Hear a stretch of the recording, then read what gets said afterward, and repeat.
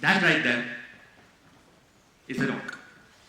Now I know what all of you are thinking. We've just heard from a brave Air Force veteran, philanthropists involved in healthcare, in art, a sporting industry legend. Why in the world has this guy decided to walk onto stage to talk about a rock? Well, ladies and gents, fluff up your pillows, cool down your blankets, and get ready, because it's story time with Ojas Bajaj. Let's start off with a clean slate here. We're in the city of Hague, 15 classmates and I, and it's the final night of our trip there. Now, over the past 5 days, we've been through what might have been the most mentally draining Model United Nations conference of our lives. And we're tired. I am so tired, but it's still my last day there. So we're eating dinner, and I went all out. Nachos, falafel, sushi, burritos. We even managed to find a guy selling samosas over there. And obviously all this eating made me nauseous, so I decided to step out and get some air. And this is where things start getting a bit interesting. I think beyond this point, my body was practically on autopilot because, as far as I can remember, I saw a blinking red dot far away in the sky, and I didn't know what it was, but I still ran towards it at top speed. I passed lakes, bridges, happy people. In my stride, I was just soaking in all the beauty that surrounded me. And as inspiring as that sounds, I still looked odd. Very odd. It was a type of moment only a tourist would call magical, while the people who actually live there are standing there thinking, what's wrong with that guy, dude? Most of you live in Mumbai, right? Can you just imagine if some foreigner came to town dressed in a sleek suit and he's just running around having a life-changing moment, soaking in the glory of Chowpatty Beach? I was into the moment, but I definitely also realized that these people probably think I'm crazy. To my surprise, though, seeing my unathletic, breathless self lumping around like a sleepy koala on steroids, this really kind man came to my rescue and offered me a ride on his scooty. And believe me, a grown man on a scooty is the last thing I expected to see that day, but why not, I guess. In that moment, a fight started within me because there's this really disciplined side of me that was just going, Ojas, you really shouldn't do this because that's a stranger and you don't know what can go wrong. But every other part of myself was just yelling, bro, shut up. Stop this nonsense, get on that bike right now. So I did. I hopped on and we just kept moving straight until my eyes fell upon this really calm-looking beach. So I decided to get off, and I swear the next 15 minutes I spent there were the best ones of my life. I ran in circles around its periphery, skipped some stones, and even stopped to feed ducks with an old lady I saw throwing crumbs at them by the lake. And you'll never guess what I did next. No, you have absolutely no idea. My pumped up, energetic self continued to run. And yeah, I know, you're tired of me running. Trust me, my body was also tired. 5 minutes into the thing, my muscles stopped responding to me, so I also gave up. I let out this loud scream of excitement and just fell onto the sand. And I laid there for what felt like hours, but was actually just a minute. And within this minute, it hit me. This is the story of a lifetime right here. This sense of freedom, excitement, childhood. It's something that will define me for years to come. I have to remember this. So I got up, and as I dusted myself off, I took one last look at the scene around me, breathing in that fresh, cold Hague air for the very last time. And then I picked it up. The rock. I brought it back home and placed it into this drawer, which back then used to be completely empty, but today it's filled to the brim with similar tokens. Smaller objects that represent the larger stories of my life. 3D glasses from the first viewing of my favorite movie, a 20-rupee note signed by an inspiring senior, a rope that we used recently as a prop for my last inter-house dramatics performance. Packed within this single drawer are thousands of stories, and I love each and every one of them. I love living through each of them, and as you probably noticed, I love bragging about all of them too. And this is because storytelling has always been important to me. My parents sitting in the crowd today know better than anyone that I have always been someone who will stay up on hours for end just to reach the end of a story that's being told. And more than a source of entertainment, I've grown to think that these stories are what we use to define ourselves. Because think about it, your brain is just like this drawer. A storehouse of these memories, these stories, what you've learned from them, and how they've changed you as a person. And today this comparison between a drawer and our brain makes sense, but this wasn't always the case. By the old understanding of memory as a concept, our brain would be more like a rigid safe that doesn't have a key. And to understand this better, here's a brief on the basics. Now, essentially speaking, memories are formed when an experience triggers the creation of connections between the neurons in our brain. These connections are formed using certain proteins through a process known as the consolidation of memory. Now, the old and strictly conventional belief was that once these memories are consolidated, they cannot be altered. These memories are unchangeable. Now, that just wasn't true. And a psychologist by the name of Dr. Karim Nader, this guy, proved this notion wrong. And side note, is that the coolest looking scientist ever or what? Because that hat, wow. Anyways, unlike this cute little story from The Hague, Dr. Nader's beliefs were widely shaped by experiences he had with more impactful, traumatic memories. And that's why before I get into his experiments, I want to lay out some context with studies regarding the historic tragedy of 9/11. Now, the first of these studies was conducted by Dr. Nader himself. One random day in 2003, as he was thinking about how he found out about 9/11 in the first place, he recalled seeing news footage of the first plane hitting the North Tower of the World Trade Center on September 11th. And he wasn't alone. A college survey conducted on 529 students showed that 73% of them, more than 400 people, shared the same perception. The thing, though, was that this tape didn't air for the first time until the day after the event. At the time of the recollection, this tape did not exist. So that's our first conclusion. More than 400 people just happened to believe a lie. Moving on to the second study, this one measured the consistency with which people talked about the memory of 9/11. From that first survey to the second survey conducted a year later, it was found that the details regarding people remembering 9/11 went down to 63%. At the third survey conducted 3 years later, it was down to 57. That's conclusion number 2. The recollection of this memory declined over time. Now we have these two conclusions, so let's try to bring them together. More than 400 people just believed the lie, and the accuracy with which they believed it reduced over time. Now, if the old understanding of memory was true, if a consolidated memory truly was unchangeable, these conclusions would make no sense. And that's what brings me to Dr. Nader's experiments. Conducted on rats, they essentially showed that every time you recall or retrieve a memory, let's say if you're telling the story to a friend or a family member, the memory goes through another phase of protein synthesis. This is the reconsolidation of memory. Now, as I said, this can't be an unopenable safe. It's more like a drawer. Every time you open it, you pick out what you need, and after a while, you might place it back. But unless you're really specific about it, you're not going to place it back in the exact same position. Similarly, every little change you make to a story while retelling it will alter the original memory as well.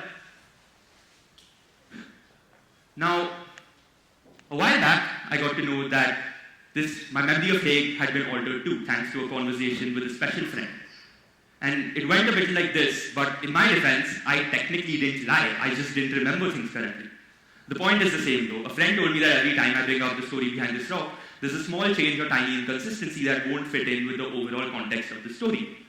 And to them, this was just a funny little observation, but I was pushed into extreme doubt, and not just about Hague. Slowly and slowly, I started to realize that every single story associated with an object in my memory drawer was to some degree messed up.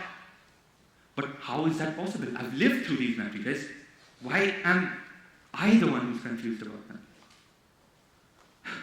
Based on what I've covered so far, there's only one explanation to this. You see, my memory of Hague, much like the public's memory of 9/11, are part of the specific category of memories called flashbulbs. Now, these memories involve using smaller objects, events, or ideas to remember larger, more momentous, emotionally driven stories. Me using a small little rock to remember this life-changing moment, or people using the simple act of watching TV to remember 9/11. These memories are heightened to a significant degree by their emotional impact. And that's why in the moment they feel stronger. We feel more confident about them, but in the long term, they're just as prone to inaccuracy as ordinary memory. And in the exact same way. So if I lie about something, my original memory fades away too. I get it. The science behind it makes sense. That's not the issue here.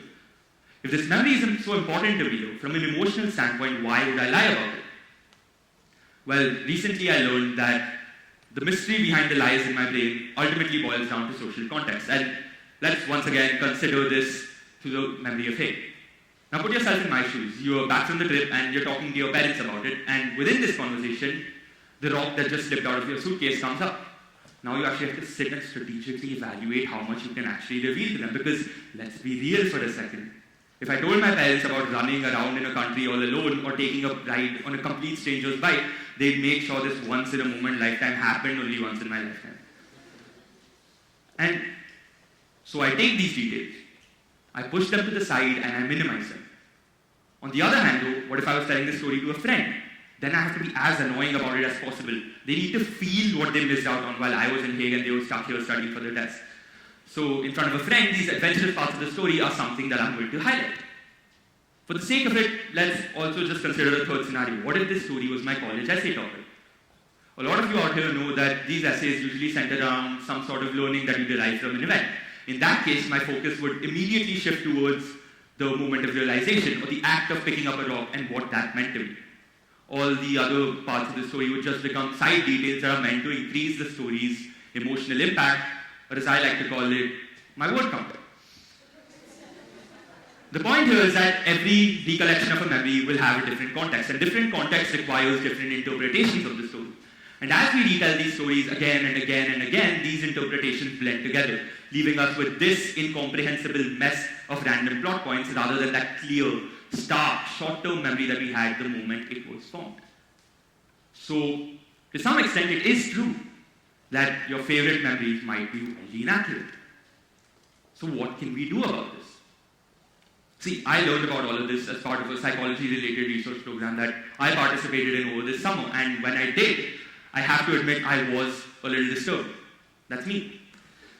But don't worry, the conclusion of this talk isn't as sad as it seems right now.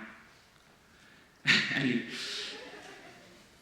So, after that program, time passed, and with time came acceptance. With acceptance came understanding. So together, let's try to understand it. The first thing that you need to understand is that the ability of our brain to alter the context behind our memories isn't necessarily a bad thing. Whenever you go through what might seem like a rough patch in your life, you often hear the words, learn from this. But this isn't just motivation. You actually hold that power to change the way you remember the event. Let's just say, for example, your best friend stopped talking to you. In the moment, that hurts. 1 or 2 days after this has happened, the memory of your friendship as a whole is probably not going to be a good one. But months later, you've thought about this a lot. You recall this memory a million times, and now it's changed. Now when you think about it, you might say, my best friend stopped talking to me, they completely cut me off, and back then it hurt.